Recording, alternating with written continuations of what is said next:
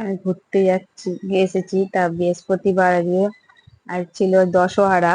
তা দশহরার দিন উপোস ছিল বলে আমরা দুজনে একটু দই কিনে নিলাম রাস্তার মধ্যে।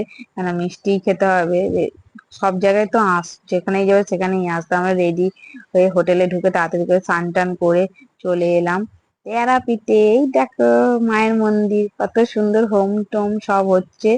এ দেখো, স্ক্রিনে দেখাচ্ছি, ভিতরে এত ভিড়, বাইরে বাইরে এত ভিড়। মায়ের যখন সব আরতি হচ্ছে, তাই জন্য আমি স্ক্রিনে দেখে নিচ্ছি মাকে। তোমরা সব মাকে দেখে নাও। এই আরতি হতে হতে আমি লাইন দিয়ে দিচ্ছি, যেন প্রচুর লাইন পড়ে যায়।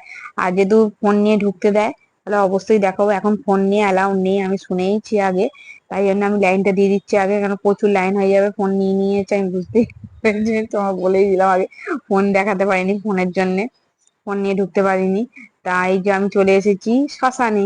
শ্মশানে সব অন্ধকার, কি ভালো লাগছে অন্ধকারে।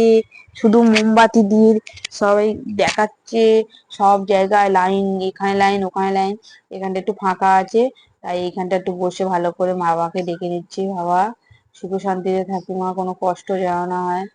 সব দেখো, কি অন্ধকার ওখানটা, আর কিন্তু বোঝাই যাচ্ছে না যে অন্ধকার। তারাপীঠের শ্মশানটাই হচ্ছে মায়ের জায়গা। খুব ভালো লাগলো যে দেখে। দেখো ওখানটা সব বলি টলি দেয়, সব মোমবাতি দিয়েছে, সব জায়গায় আমিও দিয়েছি। এ দেখো, এখানে নাচছে সবাই মিলে, আমিও একটুখানি নেচেছি।